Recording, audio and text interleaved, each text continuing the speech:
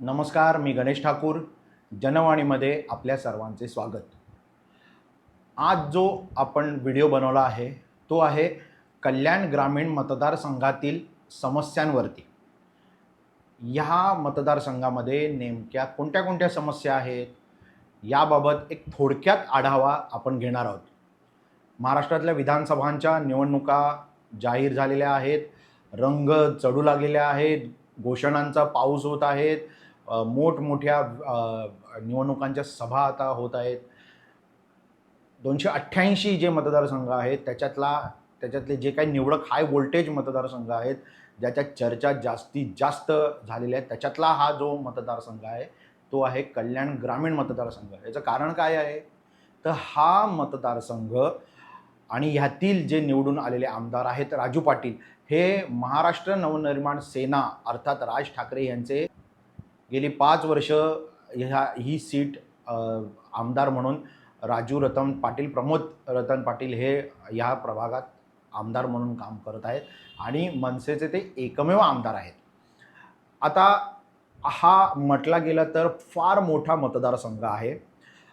3 मोठी शहरं याच्यामधला हा भाग आहे. म्हणजे नवी मुंबई, ठाणे, डोंबिवली, कल्याण असा एरियांच्या मध्ये या सगळ्यांना जोडणारा हा भाग आहे. आणि नुसतं कल्याण ग्रामीण म्हणजे नुसतं नाव गावाला उरलेलं आहे या मतदारसंघाचं. बाकी या मोठ्या शहरांना लागून असल्यामुळे ह्याची जी शहरीकरणाचे जे वेग आहे, हा वेग सुद्धा या ग्रामीण क्षेत्रामध्ये पसरला आहे.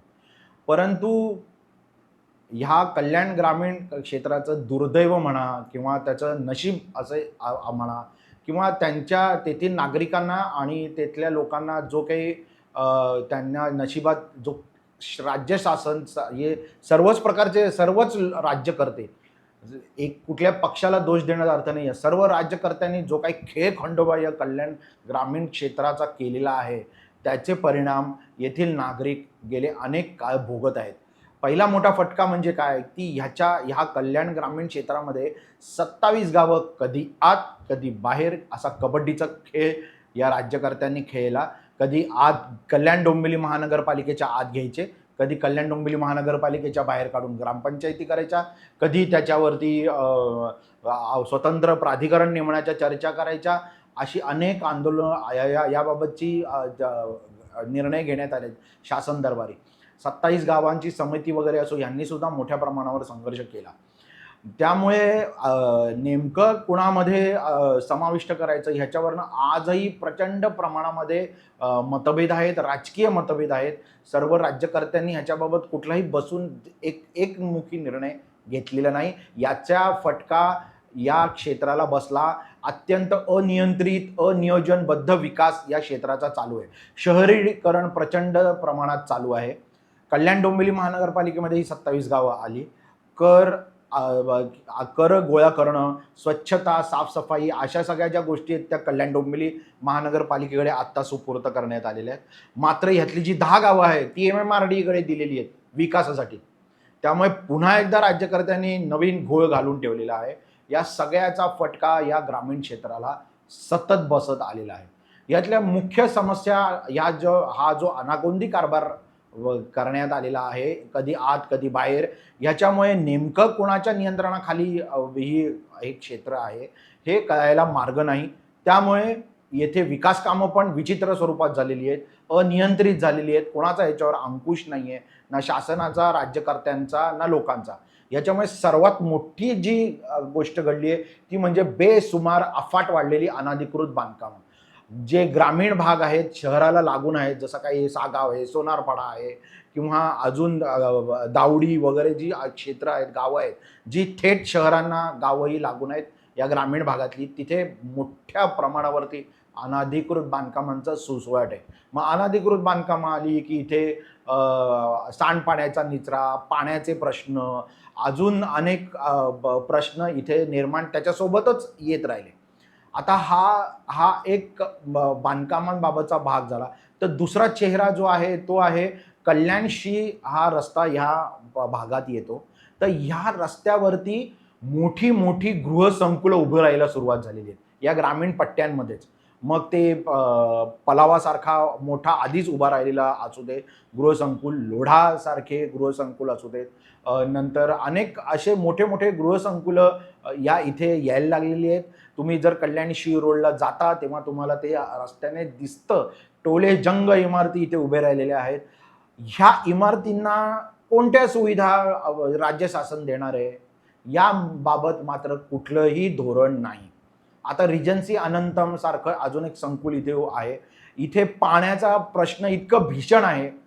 आत्ता मध्यंतरी काही काळापूर्वी स्वतः आमदार राजू पाटील यांच्यासोबत भाजपचे काही पदाधिकारी किंवा स्थानिक भागातल्या लोकांनी एक बैठक बोलवली होती. त्यामध्ये दावडी गाव किंवा अजून गोलवली गाव किंवा या आजूबाजूच्या परिसरातल्या किंवा कल्याण ग्रामीणमध्ये जे काही भाग येतात त्याच्यातल्या लोकांच्या सांडपाण्या आणि पाण्याच्या प्रश्नावरती मोठ्या प्रमाणावरती लोकांनी तक्रारी राजू पाटील यांच्या समोर केल्या होत्या. त्यांनी अर्थातच तो सगळा प्रश्न मुख्यमंत्री आणि श्रीकांत शिंदे खासदार यांच्याकडे टोलावून लावला. आश्वासनं मात्र दिली. त्याचं पुढं काय झालं याचा फॉलोअप नागरिक किंवा तेथील लोकप्रतिनिधी घेतला की नाही याबाबत आपल्याला माहिती नाही. परंतु अशी ही बैठक झाली होती. म्हणजे थोडक्यात काय, तिथे पाण्याचा प्रचंड प्रमाणात समस्या आहे. पाणी समस्या ही तर सगळीकडेच आहे, पण या क्षेत्रामध्ये पण बेसुमार जी एक तर अनधिकृत बांधकामं पण आहेत आणि अधिकृत असली तरी सुद्धा हे जे मोठे मोठे गृहसंकुलन आहेत यांच्यासाठी सरकारने नेमकं काय नियोजन केलं. यांना पाणी जी व्यवस्था जी आहे ती आजही असं ऐकिवात आहे की टँकरने पाणी पुरवठा केला जातो या गृहसंकुलांमध्ये. तर ह्याबाबतचं शासनाचं धोरण काय आहे याबाबत सर्वच नागरिक अनभिज्ञ आहेत. आता कल्याणशी रोड हा बऱ्या प्रमाणामध्ये थोडाफार का होईना कॉन्क्रीटकरण झालेला आहे. परंतु कॉन्क्रीट झाला पण तो मोठा नाही झालेला आहे. मोठा ह्या झालेला नसल्यामुळे पहिली जी परिस्थिती आहे, फक्त रस्ता कॉन्क्रीट झाला पण तो विस्तृत झालेला नाही. त्यामुळे पहिल्या ज्या समस्या होत्या त्या समस्या आजही या कल्याणशी रस्त्यावरच्या कायमच आहेत. हातला बराचसा भाग हा या ग्रामीण क्षेत्रामध्ये येतो. मध्यंतरी राजू पाटील यांनी जेव्हा मेट्रोचं काम चालू होतं तेव्हा आंदोलनाचा इशारा दिला होता की समांतर रस्ता झाला पाहिजे. त्याचं पुढं काय झालं, आंदोलन झालं की नाही झालं हे माहिती नाही. परंतु समांतर रस्ता मात्र झालेला नाही. ह्या रस्त्याला समांतर रस्ता असणं अत्यावश्यक आहे. एवढा मोठा रोड आहे. हा रोड मुंबईकडे जातो, कोकणात जाणारा रस्ता आहे. संपूर्ण जसं मगाशी म्हटलं तसं ठाणे जिल्हा, नवी मुंबई, कल्याण या क्षेत्रांना मध्ये जोडणारा हा रस्ता आहे.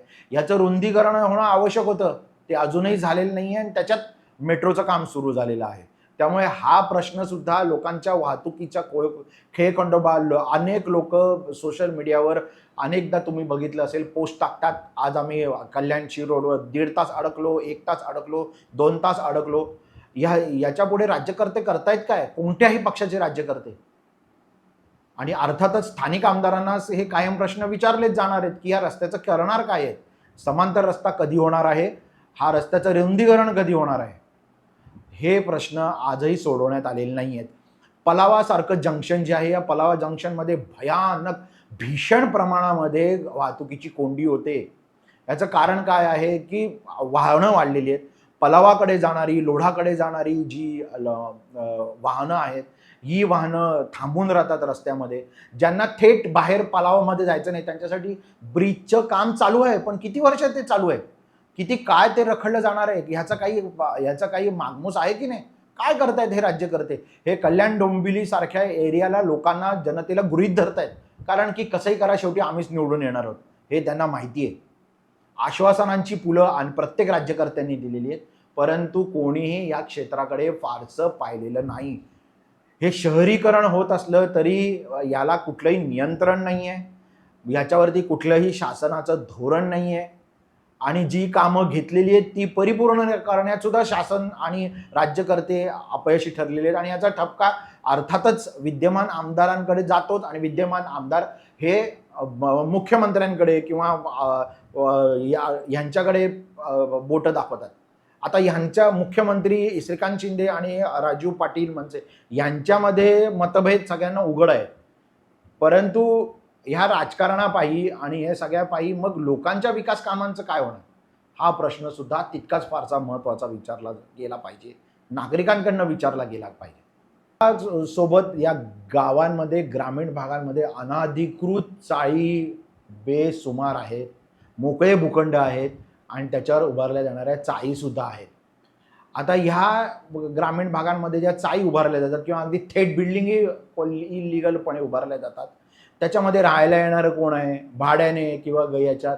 तर अर्थातच परप्रांतीयांचा लोंढा इथे येऊन राहत आहे, कारण की स्वस्त घरं आहेत. आता परप्रांतीयांचा लोंढा हा तर मनसेचा स्वतःचा इश्यू आहे. अनेक वर्ष झाली आंदोलनं केलेली आहेत. आत्ता सुद्धा लोकसभा म्हणा आणि आता विधानसभेमध्ये सुद्धा राज ठाकरेंनीच आरडाओरड केलेली आहे की हे परप्रांतीय इथे येतात. अहो, पण तुमच्याच ग्रामीण क्षेत्रामध्ये पण येत आहेत की. त्यांना अडवलं गेले का? तुमचा एकमेव आमदार जे आहेत त्यांच्या क्षेत्रामध्ये सुद्धा मोठ्या प्रमाणावरती परप्रांतीयांचे लोंढे भरलेले आहेत. यासोबत मुख्य भाग कुठला येतो अजून एक, तर तो येतो म्हणजे अनधिकृत गोदामं, भंगारवाल्यांची अनधिकृत गोदामं. आता हे भंगाराचा व्यवसाय सुद्धा कोणाचा आहे? तर या सगळ्या परप्रांतीयांचा आहे. आणि बेसुमार अनधिकृत गोदामं केलेली आहेत. ह्या गोदामांमध्ये झालेल्या अपघातांपायी एक दोन जणांना जीव पण गमावावे लागलेले आहेत. या गोदामांमध्ये होणारे स्फोट आणि या गोदामांमध्ये चालणारा कारभार याचे फटके नागरिकांना पण बसलेले आहेत. मग या गोदामांवरती नियंत्रण कोणाचं आहे? ही गोदामा हटवली का नाही जात? हा सुद्धा प्रश्न नागरिक विचारतात. आता इथे मेट्रोचं काम कल्याणशी रोडवरती जबरदस्त चालू झालेलं आहे. मेट्रो 12 आहे. वास्तविकता जेव्हा मेट्रो लाईन विषयीची चर्चा झाली होती किंवा त्याचं प्रोजेक्ट जेव्हा नवी दिल्लीप्रमाणे प्राधिकरणाच्या सल्ल्यानुसार घेण्यात आलेलं, तेव्हा या मेट्रो 12ची आवश्यकता नाही असं त्या संस्थेने अहवालात दिलं होतं.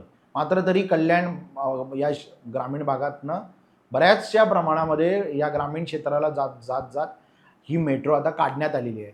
अर्थातच कुठल्याही ग्रामीण जनतेसाठी ही काही मेट्रो काढलेली नाही आहे. ही मेट्रो इथे आलेली जी मोठी मोठी गृहसंकुलं आहेत, लोढा आहे, पलावा आहे किंवा अजून जी मोठी मोठी गृहसंकुलं, मोठे मोठे बिल्डर येत आहेत त्यांच्यासाठी काढलेले, हे तर नागरिकांनाही माहिती आहे, उघडच आहे. परंतु ह्याचा फायदा, या मेट्रोचा फायदा ग्रामीण क्षेत्रातल्या लोकांना होणार आहे का? हे आता आपल्याला भविष्यकाळात ठरेल. परंतु ही मेट्रो आल्यामुळे जो समांतर रस्ता किंवा इथे जो ट्रॅफिक होतो या कामामुळे याची मागणी केली होती की समांतर रस्ता आधी बनवा. याच्यासाठी आमदारांनी पण मागणी केली होती, आंदोलनं पण करण्यात येणार होती, याची इशारे दिले होते. परंतु ते प्रत्यक्षात झाली का? असा सवाल नागरिकांकडनं विचारला जात आहे. ह्याचसोबत अजून एक ज्वलंत प्रश्न जो आहे तो म्हणजे या क्षेत्रात येणारा MIDC डोंबिवलीचा काही भाग आणि नेमका केमिकल कंपन्यांचा येणारा या भाग, दोन मोठे स्फोट या क्षेत्रामध्ये झालेत. ह्या कल्याण ग्रामीण मतदारसंघातच येतात आणि याच कल्याण ग्रामीण मतदारसंघामध्ये 2 मोठे स्फोट झाले. एकदा जेव्हा मुख्यमंत्री उद्धव ठाकरे होते त्यांनी याची घोषणा केली होती की हे हटवण्यात येईल.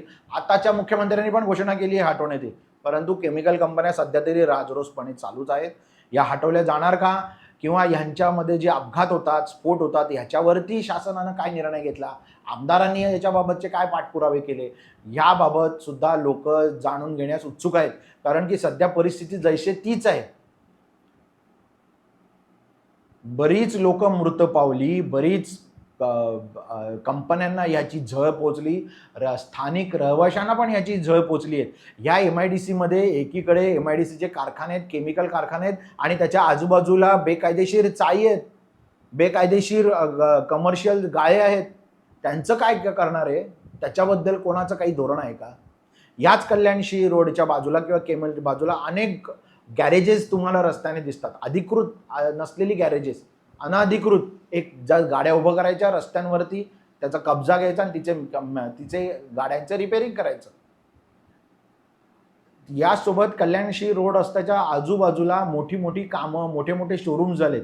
ते लिगल आहेत का? याबद्दल सुद्धा लोक अनभिज्ञ आहेत. थोडक्यात काय, अनधिकृत बांधकामं, त्यासोबत गृहसंकुलं, पाण्यासारखा प्रश्न, सांडपाणी निचऱ्याचे प्रश्न, शिवाय केमिकलचे स्फोट, होणार आहे, त्याच्याबद्दल जीवात असलेला घोर, डोंबिवलीकरांना सुद्धा आणि या क्षेत्रात राहणाऱ्या लोकांना सुद्धा असलेला जीवाला लागलेला घोर, ह्या बाबत राज्यकर्त्यांना काय म्हणायचंय? का यांना फक्त लोकांना आपल्या राजकारणाकडेच वळवायचंय? या समस्यांवरती त्यांना काही बोलायचं आहे की नाही? हे हे प्रश्न मतदारांनी विचारले पाहिजेत येणाऱ्या या निवडणुकांमध्ये. आता तुम्ही हे सगळं पाहिलं, एक समस्यांचा पाढा मी आपल्यासमोर वाचला.